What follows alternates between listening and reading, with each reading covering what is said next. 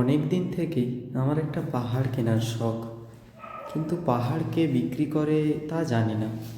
যদি তার দেখা পেতাম, দামের জন্য আটকাতো না। আমার নিজস্ব একটা নদী আছে, সেটা দিয়ে দিতাম পাহাড়টার বদলে। কে না জানে পাহাড়ের চেয়ে নদীর দামই বেশি।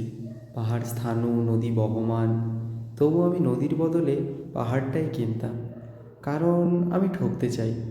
নদীটাও অবশ্য কিনেছিলাম একটা দ্বীপের বদলে। ছেলেবেলায় আমার বেশ ছোট্টখাট্ট ছিমছাম একটা দ্বীপ ছিল, সেখানে অসংখ্য প্রজাপতি। শৈশবে দ্বীপটি ছিল আমার বড় প্রিয়। আমার যৌবনে দ্বীপটি আমার কাছে মাপে ছোট হতে লাগলো। প্রবহমান ছিপছিপে তন্বী নদীটিকে বেশ পছন্দ হলো আমার। বন্ধুরা বলল, ওইটুকু একটা দ্বীপের বিনিময়ে এত বড় একটা নদী পেয়েছিস, খুব জিতেছিস তো মাইরি। তখন জয়ের আনন্দে আমি বিহ্বল হতাম। তখন সত্যিই আমি ভালোবাসতাম নদীটিকে।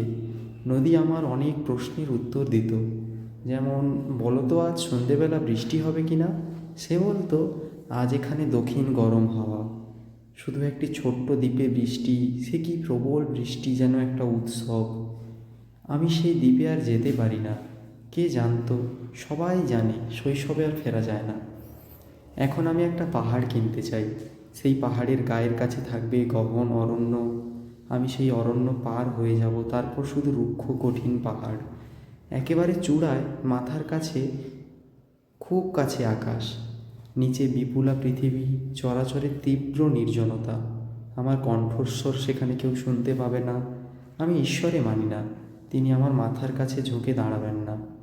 আমি শুধু 10 দিককে উদ্দেশ্য করে বলবো, প্রত্যেক মানুষই অহংকারী। এখানে আমি একা, এখানে আমার কোনো অহংকার নেই। এখানে জয়ী হওয়ার বদলে ক্ষমা চাইতেই ভালো লাগে। হে 10 দিক, আমি কোনো দোষ করিনি, আমাকে ক্ষমা করো।